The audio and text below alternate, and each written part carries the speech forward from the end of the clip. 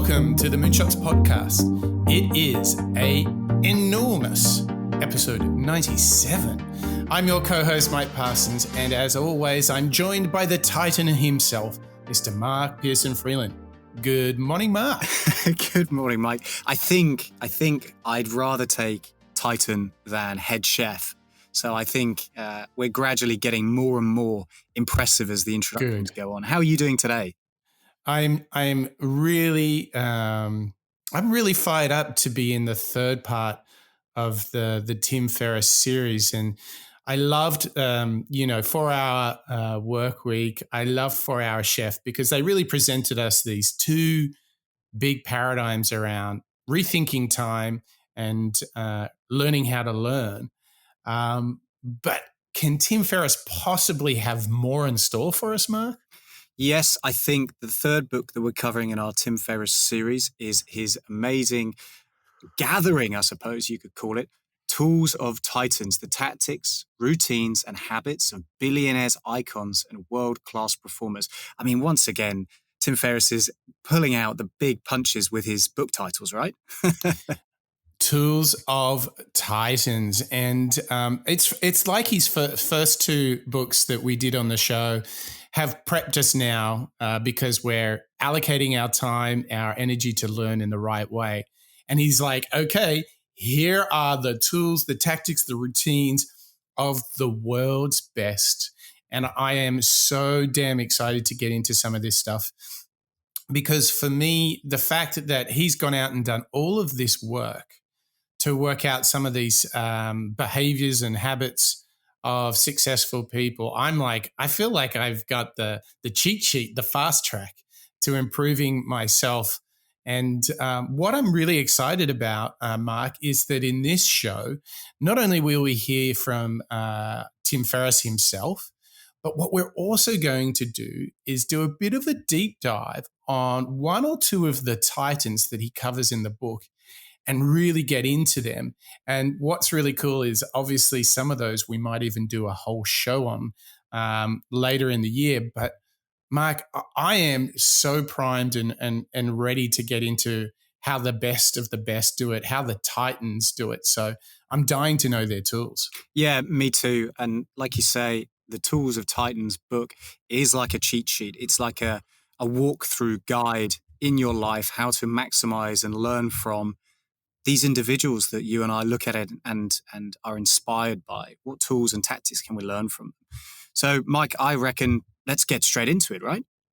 Let's do this. Where do you want to kick things off? What's the first tool of a Titan? Well, look, you wake up and as you and I have probably said to our listeners before, the morning routine sets you up as a successful, productive day ahead. So there's no better place to start than hearing from Tim Ferriss himself, telling us and introducing us to one of the most common lessons he's learned from the Titans. One of the commonalities, one of the patterns that you spot really quickly if you interview hundreds of world-class performers, and I just interviewed 130 or so for my new book, Tribe of Mentors, is the fact that they have consistent morning routines. They have some type of recipe, a boot-up sequence that they use to win the day in some fashion. And it ranges from, for instance, mindfulness, and that could be mindfulness meditation, where you find, say, Evan Williams, who is well known for Blogger, Twitter, also Medium, who spends time every morning, as I do, with some type of meditative practice. Could be insight, it could be transcendental meditation. You could use an app like Headspace, which I think is a great place to start. And it trains you, it allows you to practice becoming more aware and less reactive so that you're not thrown off by the unexpected challenges and problems of the day. And that helps you to be much more productive and much more centered. You can achieve that in other ways.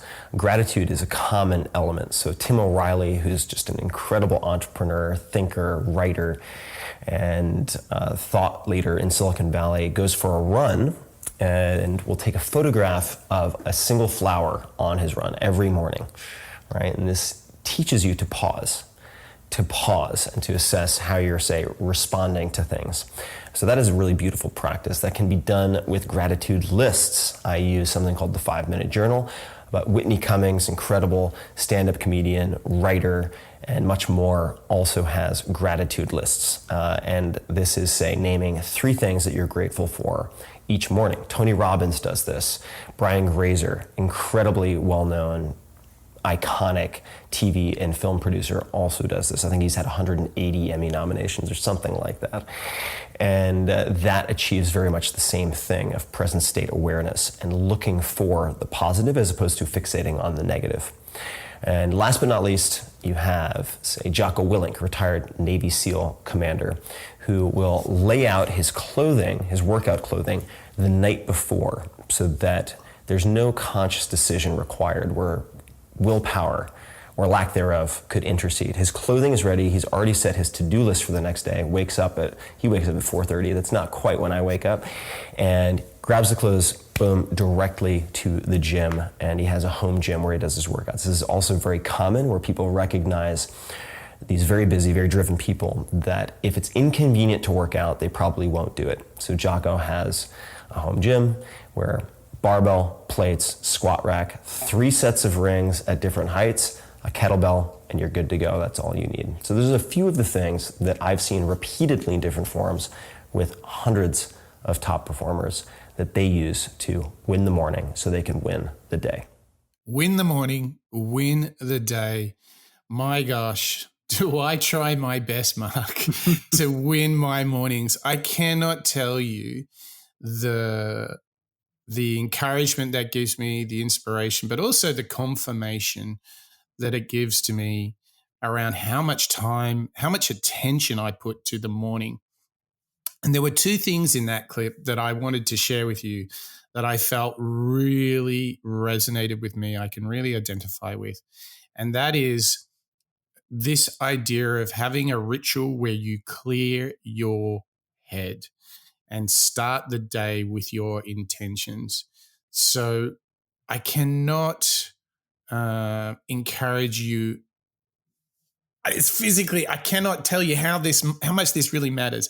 It is all about setting a clear intention in the morning, waking up early, avoid your email, focus on getting your head in the game.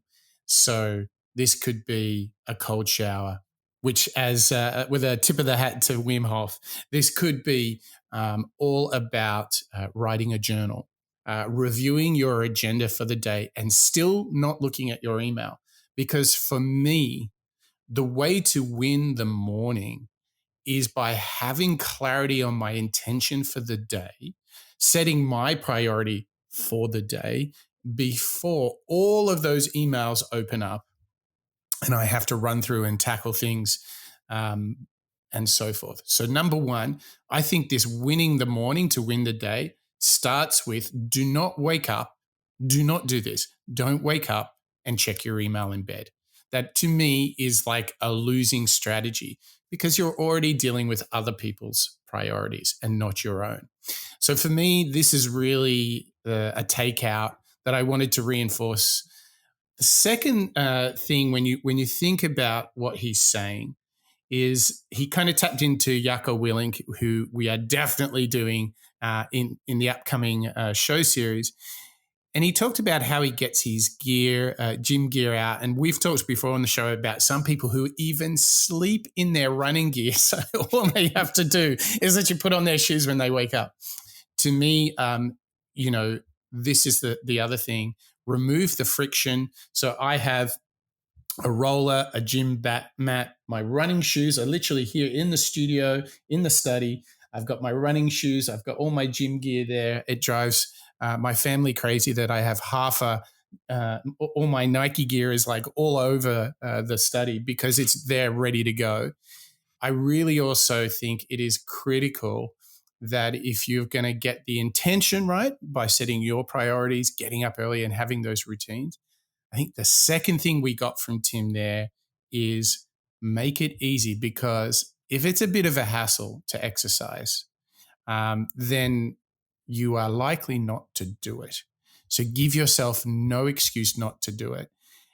And I can tell you, when I don't do these things, I feel like a basket case mark.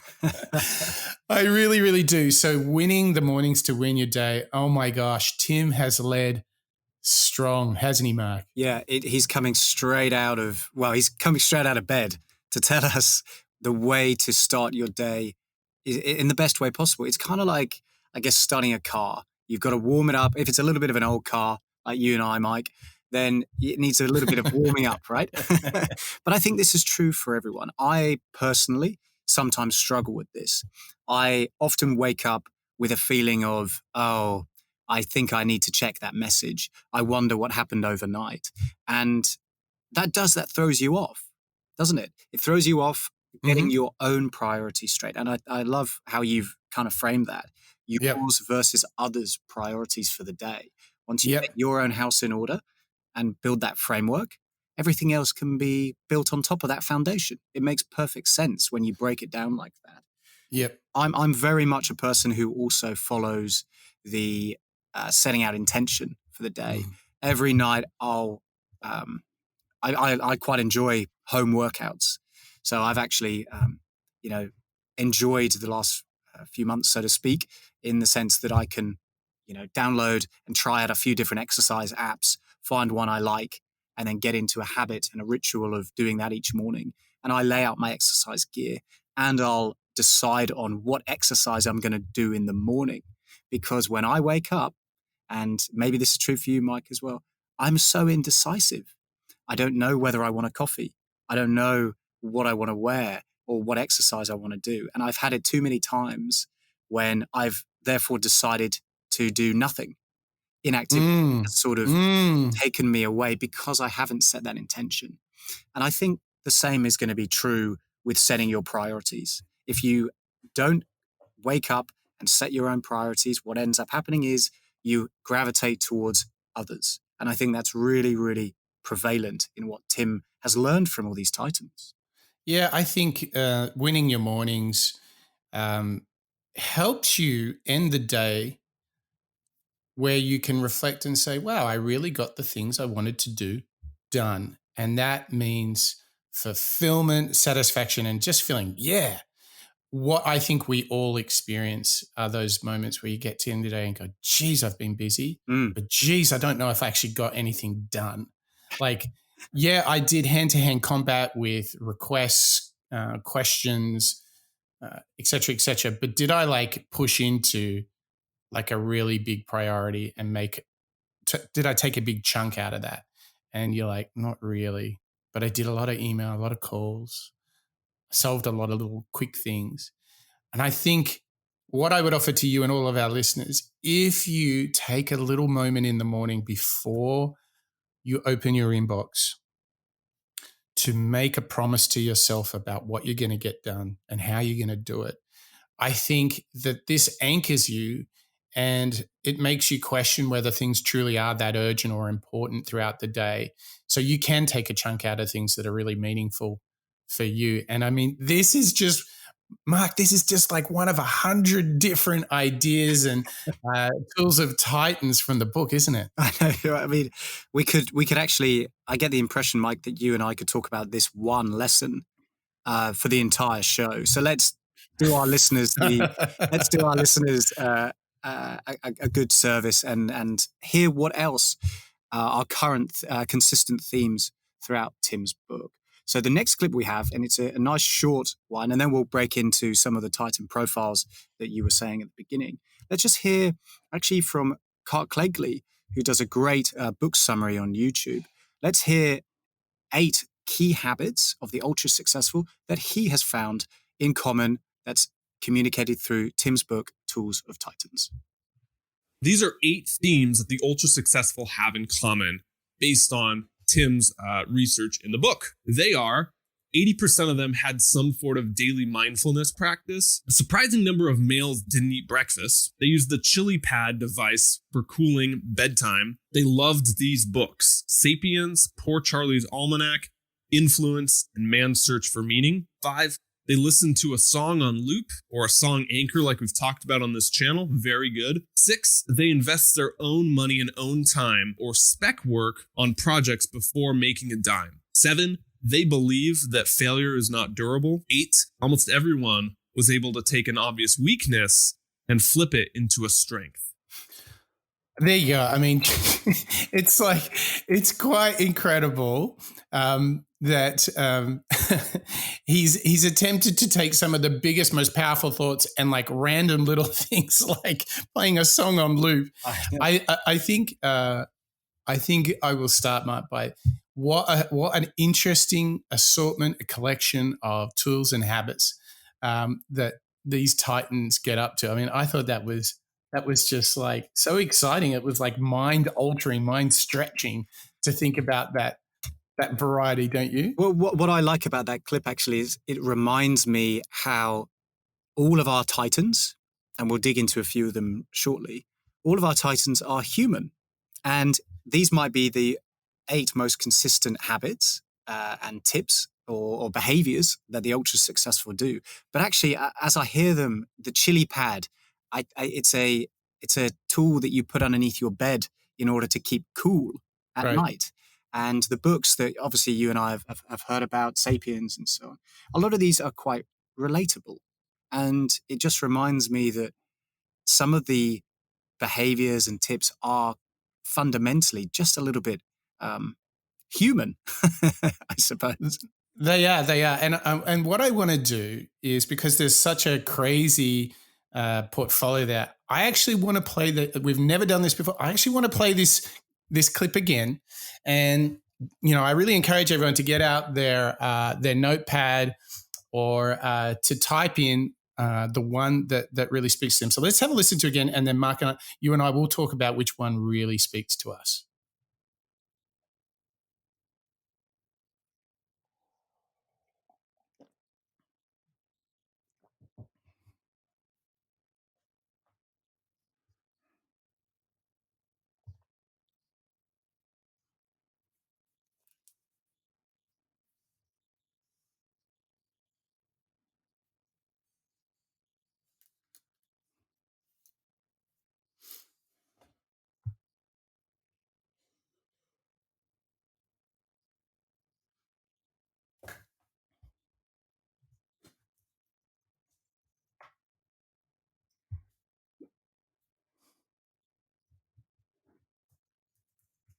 Okay. So Mark, we've re-listened to it. Which one really kind of grabbed you? So for me, the ones that really, really stand out is number 1, the daily mindfulness practice.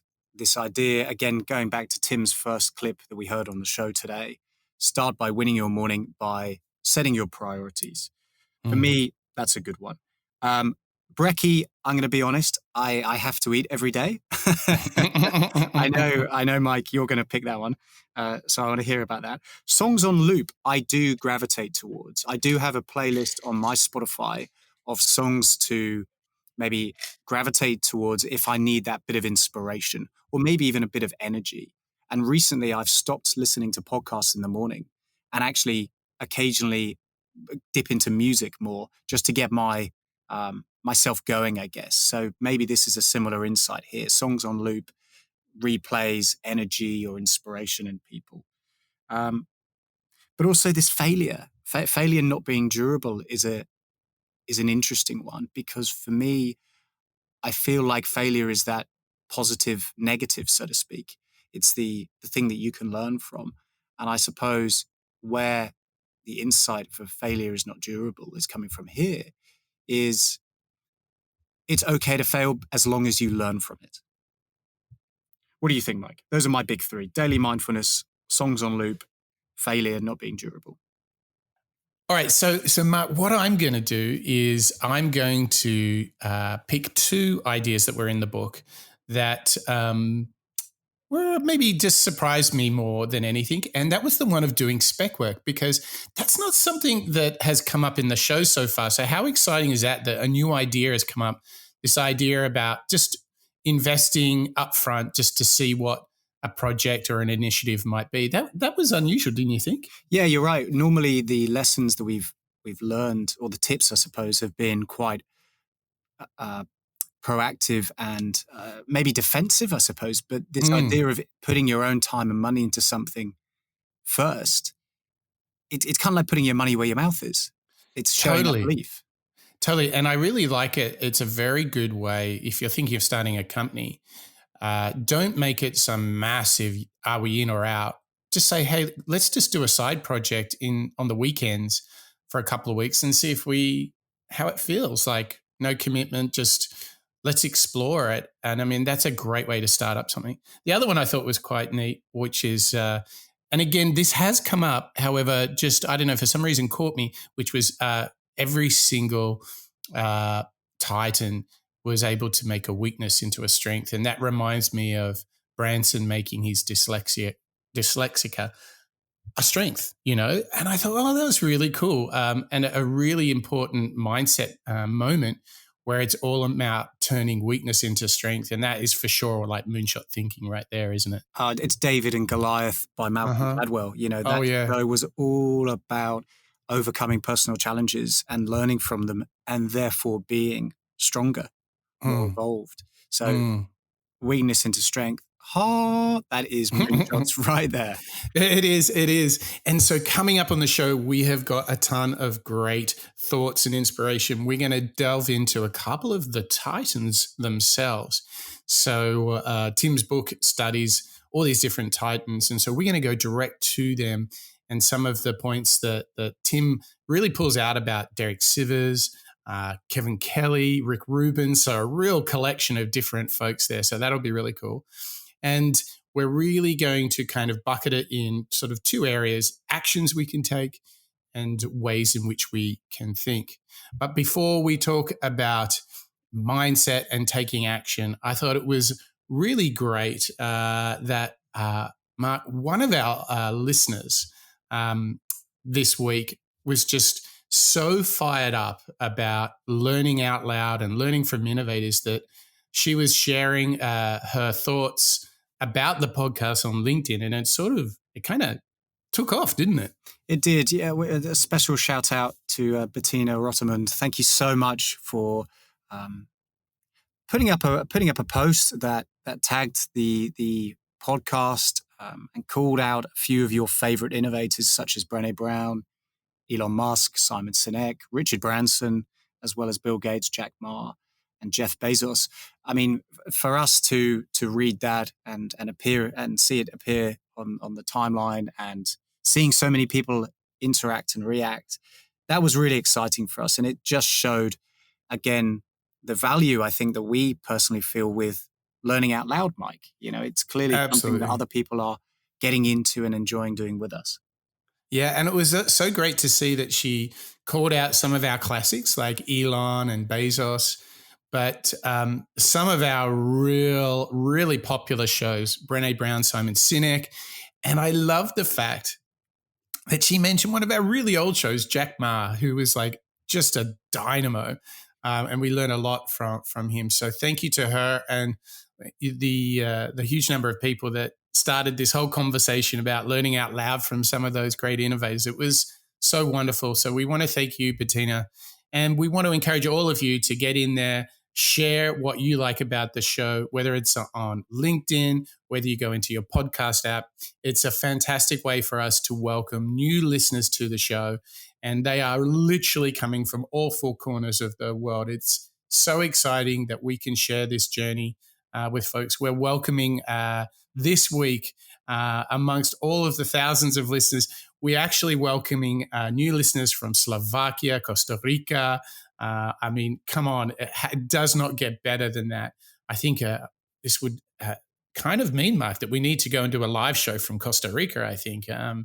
Maybe the Maldives, they want to start listening too. I mean, that's okay with me. I don't mind going on tour. What do you think? Yeah, I'm quite happy to take that hit and give the listeners what they want. If that's what people would like to see us in the Maldives, then please keep on listening, listeners. All right. So thank you, Bettina, and thank you to all of our new listeners. And we welcome you from all four corners of this lovely planet. So thank you to you.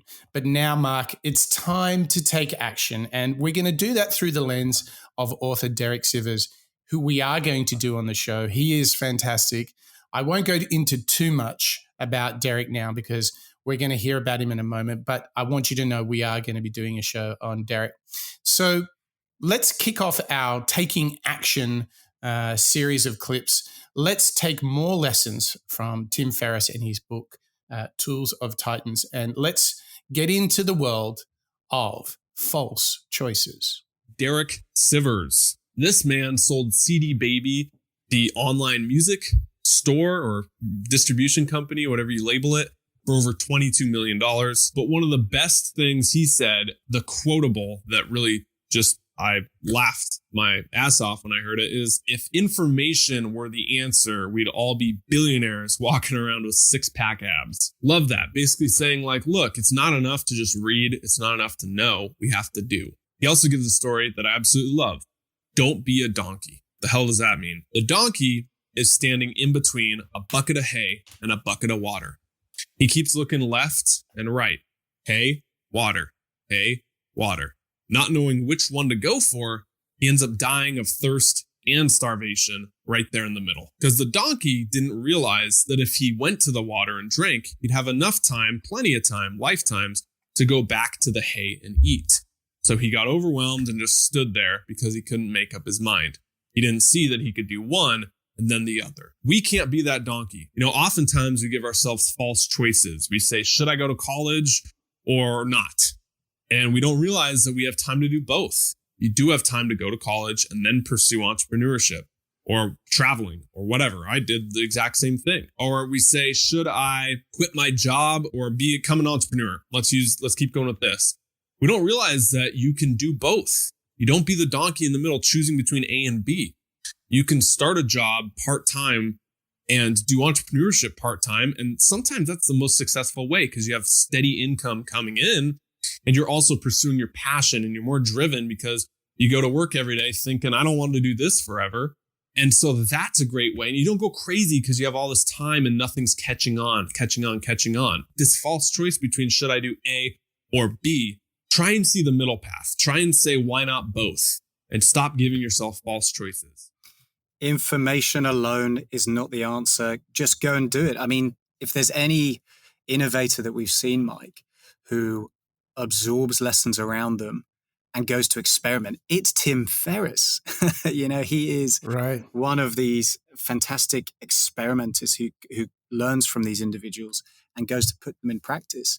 And obviously that's what he's kind of calling out here in Tools of Titans. For me, the key lesson that I'm taking away from Derek Sivers' work there that's being profiled is this paralysis over choice. What fire do I go and work on now? What priority, going back to your great comparison at the beginning of the show, when you wake up and you set your intention, am I sorting out my priorities or somebody else's? You get stuck in the middle and you end up not doing anything. Yeah, that really stuck to me. Like, don't be like stuck making no choice. And I think when I first read Tim's first book and he talked about challenging my perception of where I'm putting my time, I was like, yeah, this is so true. And again, what I see in the way in which Tim Ferriss has picked this idea from and learned from Derek Sivers is there are all sorts of new and different ways to combine choice. It's not a cathartic either A or B and you get paralyzed in the middle. You can have C and D and E. And it's, again, through this experimentation, he's challenging us to make choices in a different way. And I think what's really empowering about this thought is once you see that there's not just A or B, but then there's C, D, E, F, and so on. And so right the way through to Z, if you have a bias towards action, go and experiment and explore. And I think that's one of the most exhilarating things that makes Tim's work so attractive is he is willing to try and to experiment, and he creates this bias towards action, this movement, the progress. And I think in part, this is not only empowering, but it's also very inspiring because it shakes us up and says, come on, anything is possible, doesn't it? Exactly. Anything is possible. And sometimes you can do one after the other. You don't have to choose, do I become an entrepreneur or do I maximize the opportunity to learn right now. The truth is you can do one, then the other, or you do both at the same time in just varying degrees. Yep. As we already heard in 4-Hour Workweek, it's all about time management. In The Chef, it's all about learning. Combine those two together and you can start driving, I think, towards some of these key lessons and maximizing yourself. So let's keep this adventure going and take some twists and turns. So we just did Derek Sivers, which featured in the Tools of Titans from Tim Ferriss. We're now going to take another Titan from Tim's book. This time we're going to go to Kevin Kelly, founder of Wired Magazine. And we're going to go into this world of fans. And there's one number that Kevin thinks really matters. And this number is 1,000. So let's find out what this really means. 1,000 true fans. This is Kevin Kelly's concept that says success is overcomplicated a lot of times. When you simplify it down, all it really matters is that you make 1,000 people extremely, extremely happy. It's so sexy to go after 100,000 people. Sell your product to 1 million people for $1 and you'll be a millionaire, right? Or get 1 million people on your Twitter page or Instagram page, Facebook, YouTube, X, Y, and Z, and try and sell, and go after the masses. What this concept is saying is that's the wrong approach. You'll spend more time, energy, effort doing it that way a lot of times, and you won't make people as happy when you skim the surface. This concept is saying go after 1,000 people. You get these 1,000 people to spend $100 on your products every single year. That's all you do. Make 1,000 people happy. You got a 6-figure income. Don't you think it's easier to make 1,000 people extremely, extremely happy? 3 a day. Focus on 3 a day, and over a year, make 6 figures. Than if you try to do 100,000 people for $1. So what is a true fan? Kevin Kelly says a true fan is someone who will buy anything you produce. They'll drive 200 miles to see you sing. They'll buy the hardback, paperback, and audiobook. They'll buy the best of DVD. Someone who follows you on every social network. Now, the best thing of this is you say, oh God, I have to get 1,000 people. I might be starting with 20 or 100 or 10. That's okay. Because if you focus on making those 10 people extremely happy, they end up doing the marketing for you. It's such a true insight, this idea of tribes, influence. We've done a lot of research, Mike, and we know the value of word of mouth. It is really the way to start wildfires that spreads a brand's, proposition or product. And what I like about what Kevin Kelly's calling out here, as highlighted within Tools of Titans, is whether it's 1,000 or maybe less, that's okay too. But if you start again with this idea of foundation, get those real advocates, and then you can start bringing in the masses. That feels much more achievable, doesn't it? It does. And a classic thing that we see a lot on the show is people breaking big things down into small bits of work.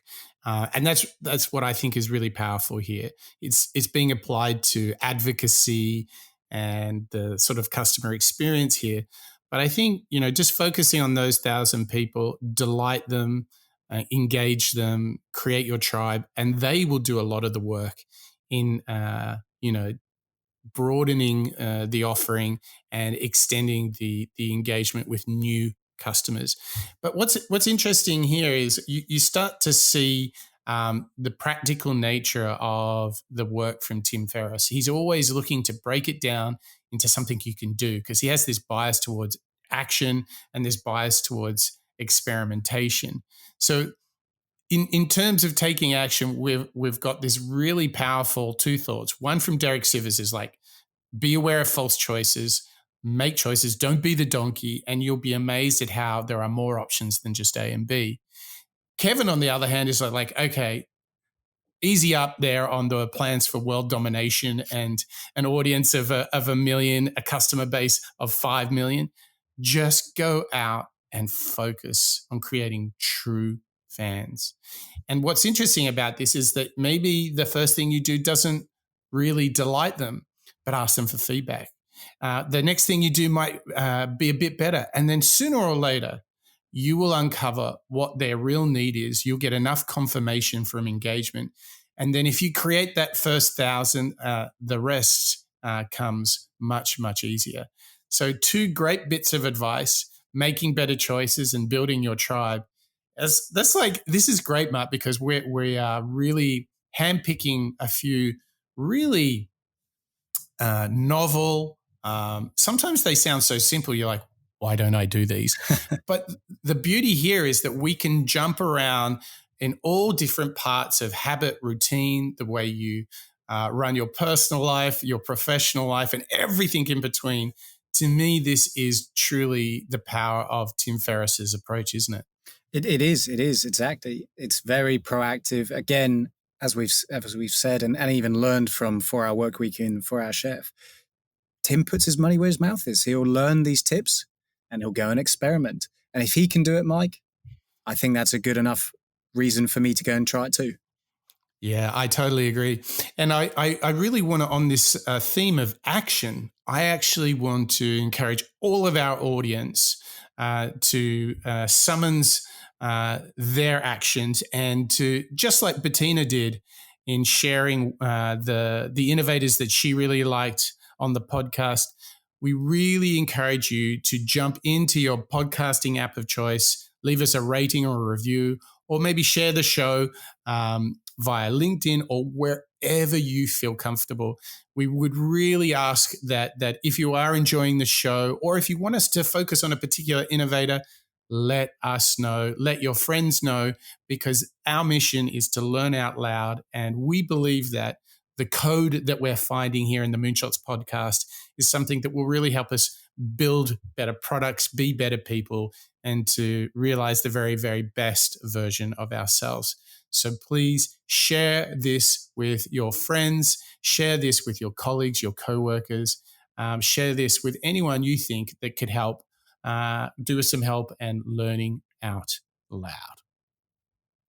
So, Mark, this feels like we're at a moment where we can go into mental models, mindset, how we think, right? Yeah, that's right. We've heard a couple of really good proactive tips and parts of action about making choices, as well as focusing our work and learning from our fans. So now let's hear a little bit more from Tim Ferriss's book, Tools of Titans, with regards to the mindset, because how better for you and I to go and learn from these individuals than studying somebody, and Tim's book is a perfect example of those key lessons. So this next clip we're going to hear is telling us a little bit about how success can actually leave clues behind. And if we could follow those blueprints, we can actually model ourselves on those masters. Big idea number 1, model the masters. Look, it's one of our favorite quotes on this entire channel. Success leaves clues. Jim Rohn. What would happen if we were able to tap into that same blueprint, that same roadmap? If you find the blueprints for someone who built a 5-story mansion, it's all the same. You just got to assemble the materials and put the effort in. So how can we get the blueprints of success and apply that in our life, put the work in, and achieve the same result? You model people. Success leaves clues. You can figure out those clues and piece them together yourself. You can achieve similar results in your life. There's entire books about that, taking the most successful people in the world and trying to distill down how they got there. You know, the thing that strikes me about this, the first thing I related to is we obviously know that when we're children, we model our parents in terms of behavior. And what's quite interesting is Tim Ferriss is just taking this idea and like, well, if all these people are being successful and you want to be successful, let's just model the masters. Let's model their behaviors, their mindset. And I think this in itself is a mindset that you want to go out there and handpick best practices and then learn to adopt them themselves. Now, I just want to get a little meta here, Mark. That is exactly what this entire show does. We're just learning from innovators. We're learning out loud. We're trying to break down, what did they do? How did they do it? Okay, then here's the killer question. How would I do it too? And to me, this is exciting because not only does this help us realize our dreams, hopes, and ambitions, but what it does is it helps us get there way quicker and I think this is somehow at the heart of moonshot thinking, which is, surveying the universe, handpicking the models from the right masters, and then the application of them. And it's not easy, but if you can find these models, you can adopt, trial, experiment, learn, validate what works for you. To me, this is not just how we can be great in the office. It's how we can be great at home and in our personal lives too. For me, Mark, this is everything. Modeling the masters. Modeling the masters is exactly what we try and do. It's the learning out loud piece. It's digging into the Elon Musks and Brené Browns and all the work that we've covered in the last 96 shows and seeing what we can learn, Mike. You're totally right. What Tim Ferriss is calling out in his book is learn from those around us because they've gone through the work. They made themselves successful. So what do we follow? What blueprints can we go after? And I love your insight there. This in itself as a meta mindset is so true. You've got to enable yourself to be willing to adapt and look around yourself and learn and then put into action. Going back to one of the early clips, the Derek Sivers clip, in fact, information alone is not the answer. You and I learning from these individuals, the innovators, that's not just enough. We need to go and actually put it into action. And what I like about learning out loud is what have we put into action? How have we seen it matter? Seen our morning routines change, for example. It's fascinating. It's exactly what that clip's all about. And experimenting and sharing and talking and ask yourself, what did I learn? How would I do it a bit differently next time? This is key. And what for me is the underlying thing here is this notion of curiosity and the desire for continuous improvement of oneself, right? To me, in the end, this is what creates a spark. This is where the energy source, I think, really is for our day. If we're always waking up with this idea of how can I do it a bit better? How can I do it a little differently? I wonder what if or how might I? Like these questions are just, I think they're the opening to positive living, to growing and enjoying the journey, not getting too defeated when things don't work out because you're like, I'm always learning, so I know I'll do better next time. Like to me, this mindset opens up so much more than just success in the office or at work. I think this is just how you can get the most out of life. And when you meet people who are always learning and growing and challenging themselves, they're alive. And one thing for sure is when you meet people that are just in the status quo, they're just grinding it out, they don't quite have that energy, do they? No, you're right, actually. You do. It's sort of a lack of activity from a growth perspective actually does lead to a lot of inactivity from a kind of happiness and a proactive perspective, I think, Yeah. It's really exciting because for me, this all kind of starts to come together because you have a desire to be the best version of yourself. You're curious. You're always changing and experiment different ways to get there. You're like handpicking all these models and just enjoying not only the desire to be at the destination, but the growth and the learning to get there. And I think that's why we are here together, all of us, you, me, and all our listeners around the world. We're all learning out loud and trying to be the best version of ourselves. And if you thought that we couldn't take another hard turn and pivot in this journey with Tim Ferriss's book, Tools of Titans, we can, because he studied the famous music producer, Rick Rubin, who, by the way, sports one of the most impressive beards in the entire music and entertainment industry. So Google that one, fellas. This is another way we can see this idea of modeling masters coming to life. So let's have a listen to what we can learn from someone who is, without doubt, one of the best music producers in history, Rick Rubin. Let's have a listen to him and see what we can learn from this titan. Let's profile Rick Rubin. Rick Rubin's been called the most influential music producer in the last 20 years. He's worked with Jay-Z, Lady Gaga, Slayer, Black Sabbath. Huge resume when it comes to successful artists. How do you get out of writer's block? Right? You're working with Lady Gaga, Jay-Z, Black Sabbath. It's not always just boom, boom, boom, hit. I mean, there's times where it's extremely hard. And he would talk about these artists and how they struggled, and your self-esteem is tied up in your work and you feel like you can't, it's all gone. It's all, creative energy sucked out of you. How do you get it back? Rick Rubin said he had a fail-proof way of getting these artists out of writer's block. He said, look, what you're going to do when you go home is you're going to write one word. Just one. That's all I want you to do. Sit down, write one lyric. And if you do that, write one line. And what you'll notice is that naturally, he didn't tell them this, but what they noticed is as soon as they wrote one word, the line followed. Then the paragraph followed, then the structure followed, and pretty soon they had a next hit single. It's the same thing with artists who were playing guitar. He said, look, I don't want you to do anything. All I want you to do is go home and play one note. They said, one note? That's nothing. Are you kidding me? There's like dozens in a chord alone. He said, just one note. And then they played one chord, and then they wrote a verse, maybe a bridge, chorus, and pretty soon they had the instrumentals for their song. Love that, because if we're getting overwhelmed, you and I, just take your task, ignore the big idea of it, and simplify it down to the smallest bite-sized chunk, the smallest domino, to call that back. Do that one thing, and then the rest is so much easier to follow. This is so true. If you've got a big challenge and it feels insurmountable, break it down. I mean, this is very similar to Tim Ferriss's DSSS methodology that we were calling out last week in the 4-Hour Chef, with the D standing for deconstruction, where you take something big and make it easier to process.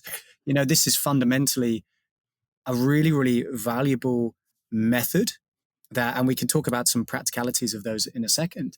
But from a mindset perspective, when you're seeing something and you have that fear, those cold sweats, Mike, where you think, oh, I don't know how I'm going to do this. How are we going to do this? Well, the natural way to do it is to break it right down into little bite-sized chunks, like Tim Ferriss says. As Rick Rubin says, and slowly work on removing the fear by focusing on each of those individual ones. Yeah, so, and Mark, just to build on what you were saying there, it is so easy to get overwhelmed when you look at the big goal. And the problem is when you feel overwhelmed, you're like, ugh, I give up, right? Mm-hmm. Too much. It's too hard, right? And so once you say, and the great metaphor, and I use this a lot, is when you talk about people trying to reduce their weight, they often say, oh, I want to lose 50 pounds, right? Well, that may be your goal, but why don't you just start with walking for 20 minutes once a week, and then start walking twice a week and 3 times a week. Then maybe remove something from your diet. It's so much easier to get those wins, and then you get the momentum, and then you're off to the races. But if you say, geez, I just want to lose 50 pounds, and then at the end of the month, you've lost 2, you're like, oh my gosh, this means another 25 months of this? No way, right? It's too demotivating when you don't see those immediate returns. We're used to, nowadays especially, seeing something happen overnight. But actually the truth is the best things in life don't happen overnight. And you get far more out of it when it does take that little bit of time and you're learning and so on. And what I really enjoy about this Rick Rubin quote, particularly when he's referring it to some of these behemoths in music that you and I, are aware of, and it's great as a human concept to hear that sometimes other people, these titans occasionally struggle too with their creativity. What's fascinating is a very practical tip of breaking it down is quite similar to what we've tried to do in the past, Mike, whether it's a huge team call and trying to focus only on the really, really important high priority stuff, only focus on the things that we need to sort out right now. Or, as we've discussed before, writing a table of content a week in advance. Yeah. Right? So good. There's some real practical approaches, I think, that we can do in order to try and make the insurmountable surmountable. It is. It's so good. And, what's fun is like we're learning from, entrepreneurs, the founder of Wired Magazine, music producers. We can take habits, tools, techniques from all of these titans and learn from them. And I think the world is full of titans from which we can learn.